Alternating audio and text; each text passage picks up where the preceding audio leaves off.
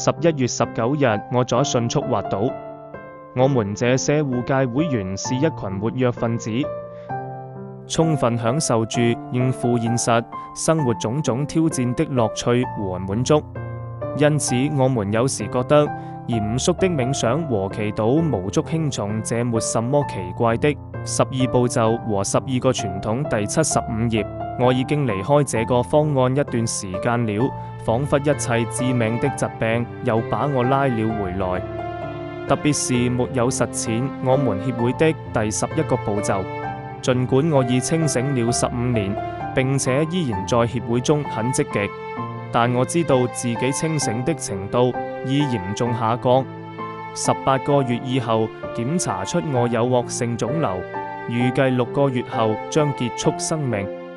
在治療階段，我心中充滿絕望。後來我的病又有2次小發作，並檢查出2個大腦瘤。當我持續面臨絕境時，我問自己，為什麼這些事都發生在我的身上？上蒼讓我認識到了自己的不誠實，我又一次接受了教訓。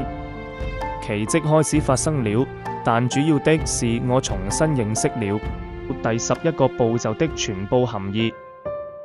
我的身體狀況顯著改善了，我的病與我那險些完全失去的東西相比實在是太渺小了。